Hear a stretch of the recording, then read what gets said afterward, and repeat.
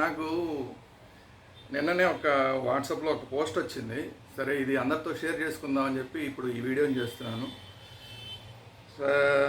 ఈ వీడియో చూసే ముందు ఇప్పుడు దాకా బ్రహ్మాస్త్ర యూట్యూబ్ ఛానల్ని ఎవరైతే సబ్స్క్రైబ్ చేయలేదో వాళ్ళందరూ సబ్స్క్రైబ్ చేయండి. అదేవిధంగా ఈ వీడియోని హిందువులందరికీ షేర్ చేయండి. ఇది మర్చిపోవద్దు.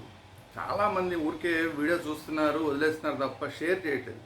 ఇది మీరు షేర్ చేస్తే అందరికీ వెళ్తుంది. మీరు షేర్ చేయకపోతే విషయం అనేది మీ దగ్గరే ఉండిపోతుంది. అందువల్ల షేర్ చేయాలా వద్దా, 10 మందికి తెలియాలా వద్దా, 10 మంది హిందువులు జాగృతం అవ్వాలా వద్దా అనేది మీరే ఆలోచించుకోండి. 10 మంది హిందువులు జాగృతం అవ్వాలని కనుక మీకు మనసులో అనిపిస్తే ఈ వీడియోని షేర్ చేయండి. అలాగే మీ అభిప్రాయాలు ఏవైతే ఉన్నాయో వాటిని వాట్సాప్లో మీరు పోస్ట్ చేయండి. ఈ పోస్ట్లో పంపించిన ఆయన ఏమంటారంటే, ఈ పోస్ట్ని చదవండి, లేదంటే మీరు జీవితాంతం బాధపడతారు, ఆలోచిస్తూనే ఉంటారంటున్నారు. 1378లో భారతదేశం నుండి ఒక భాగం వేరు చేయబడింది, ఇస్లామిక్ దేశంగా మారింది. పేరు ఇరాన్. 1761లో అంటే ఇంకొక సుమారుగా ఒక 400 సంవత్సరాల తర్వాత భారతదేశం నుంచి ఇంకొక భాగం వేరు చేయబడింది, ఇస్లామిక్ దేశంగా మారింది. ఇందాకటిది వేరు చేయబడింది, ఇస్లామిక్ దేశంగా మారిపోయింది. ఇప్పుడు వేరు చేయబడింది, ఇస్లామిక్ దేశంగా మారిపోయింది. ఇందాక దాని పేరు ఇరాన్ అయింది. ఇప్పుడు 1761లో మారిన దాని పేరు ఇప్పుడు ఆఫ్ఘనిస్తాన్ అయ్యింది. అలాగే 1947లో ఇది మళ్ళీ ఇంకొక 200 సంవత్సరాల తర్వాత సుమారుగా భారతదేశం నుంచి ఇంకొక భాగం విడిపడింది, వేరు చేయబడింది. అది కూడా ఇస్లామిక్ దేశంగా మారింది. దాని పేరే పాకిస్తాన్. 1971లో ఇంకా తగ్గిపోతుంది, ఇంకా టైం తగ్గిపోతుంది. జస్ట్ ఒక 30 సంవత్సరాల తేడాలోనే భారతదేశం నుంచి ఇంకొక భాగం వేరు చేయబడింది, ఇస్లామిక్ దేశంగా మారింది. పేరు బంగ్లాదేశ్. 1952 మరియు 1990 మధ్యలో భారతదేశంలోంచి ఒక రాష్ట్రం ఇస్లామిక్గా మారింది. పేరు కాశ్మీర్. ఇప్పుడు పశ్చిమ బెంగాల్, ఉత్తరప్రదేశ్ మరియు కేరళ ఇస్లామిక్ స్టేట్గా మారిపోయే దశలో ఉన్నాయి. మరియు మనం హిందువుల గురించి మేల్కొల్పడం గురించి మాట్లాడినప్పుడల్లా నిజం చెప్పండి. కొంతమంది మమ్మల్ని ఆర్ఎస్ఎస్, విహెచ్పి, శివసేన, బీజేపీ అని పిలుస్తూ దూరంగా ఉంటారు. ఎవరన్నా అంటే అదే ఇప్పుడు ఆయన ఉద్దేశం ఏంటంటే, ఎవరన్నా మాట్లాడటం మొదలెడితే నువ్వు బీజేపీ వాడివా, నువ్వు విహెచ్పి వాడివా, ఆర్ఎస్ఎస్ వాడివా అంటారు. హిందువా అని ఎవడు అడగడు. హిందువుల గురించి మాట్లాడుతుంటే నువ్వు హిందువా, ఎందుకు మాట్లాడుతున్నావు అని ఎవడు అడగడు. ఎస్, నేను హిందువుని కాబట్టి మాట్లాడుతున్నా. నేను ఆర్ఎస్ఎస్ అని మాట్లాడట్లా, నేను విహెచ్పి అని మాట్లాడట్లా, నేను బీజేపీ అని మాట్లాడట్లా, నేను శివసేన అని మాట్లాడట్లా, నేను పలానా ఇంకో సంఘాన్ని మాట్లాడట్లా. నేను హిందువు కాబట్టి మాట్లాడుతున్నాను. కానీ మిమ్మల్ని ఆ హిందువుగా అనే మాట మాట్లాడరు. మిమ్మల్ని విడగొట్టే ప్రయత్నం చేస్తారు. శివసేనని విడగొట్టేస్తారు, బీజేపీ అని విడగొట్టేస్తారు, విహెచ్పి అని విడగొట్టేస్తారు, ఆర్ఎస్ఎస్ అని విడగొట్టేస్తారు, లేకపోతే బ్రాహ్మణవాదం అని చెప్పి విడగొట్టేస్తారు. రకరకాలుగా విడగొట్టేసి అందుకు నువ్వు మాట్లాడుతున్నావా అని మాట్లాడతారు. సో ఇలాంటి వాళ్ళ వైపు జాగ్రత్తగా ఉండండి. ఈ దేశంలో అసలు ముస్లిం ఎవరు అంటే, ఇది ఈ రాసిన ఆయన అభిప్రాయం. మతం పేరుతో భారతదేశాన్ని ముక్కలు చేసింది ఎవరు? జిన్నా, ఒక ముస్లిం.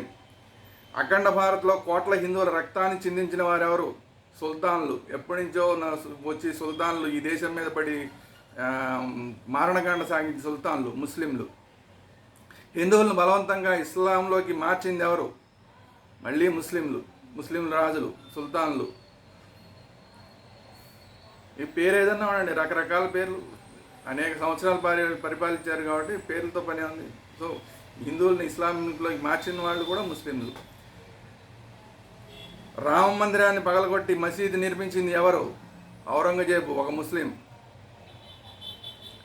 గురు తేజ్ బహదూర్ తల నరికిన వాడు ఎవరు? ఔరంగజేబ్, ఒక ముస్లిం. ముస్లింలలో ముంబైలో బాంబు పేలుళ్లకు పాల్పడిన వ్యక్తి ఎవరు?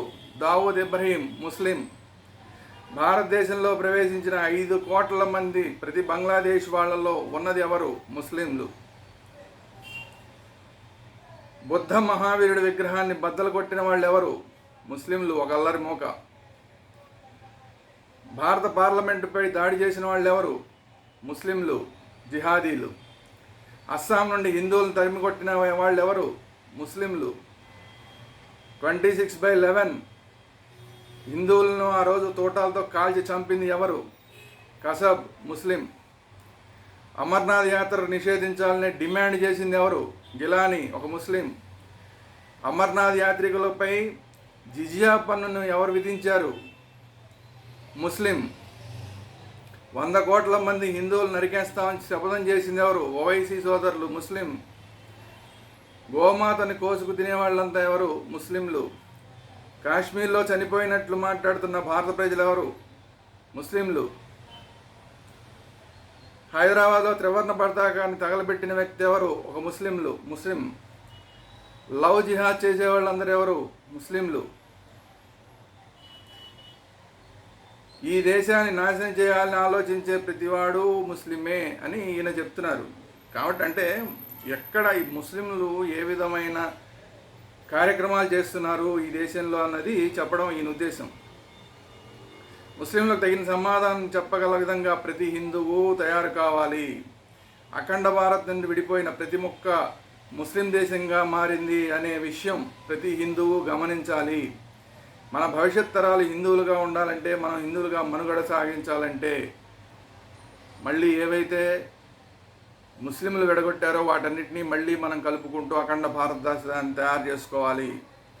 దానికోసం మీరందరూ కూడా ఈ వీడియోని అందరికీ షేర్ చేయాలి. అంటే ఈ వీడియోని మీరు షేర్ చేస్తే మీరు హిందూ అవునా కాదా తెలుస్తుంది. మీరు కనుక ఈ వీడియోని షేర్ చేశారు అంటే ఎస్, ఈ దేశం మళ్ళీ అఖండ భారతం కావాలని మీరు కోరుకుంటున్నట్లు లెక్క. ఎస్, ఈ దేశం గతంలో ఏదైతే ముస్లింల దండయాత్రకు గురైందో దాని నుంచి రక్షించబడాలి అని మీరు కోరుకుంటున్నట్లు లెక్క. ఈ దేశంలో ప్రతి హిందువుల్లోనూ ఒక ఐక్యత రావాలి అని మీరు కోరుకుంటున్నట్ల వారైతే మీరు ఈ వీడియోని షేర్ చేస్తారు. అంటే ఈ వీడియో షేర్ చేయడం అనేది సమస్య కాదు. ఇక్కడ ఈ మెసేజ్ ఏదైతే ఉందో, ఈ దాష్టికాలు ఎవరెవరు ఏమేం చేశారో, ఈ దేశం నుంచి విడిపోయిన ప్రతి ముక్క కూడా ఎందుకని ఇస్లామిక్ దేశంగా మారిపోయిందో ఇది ప్రతి ఒక్కరికి తెలియాలి అంటే ఈ వీడియోని షేర్ చేయాలి.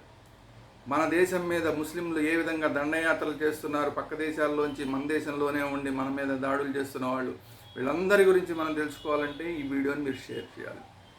దయచేసి అందరూ ఈ వీడియోని షేర్ చేయండి. హిందువుల ఐక్యత కోసం మీ వంతు సహకారం జస్ట్ ఒక షేర్ చేయడం ద్వారా మీరు సహకరించండి.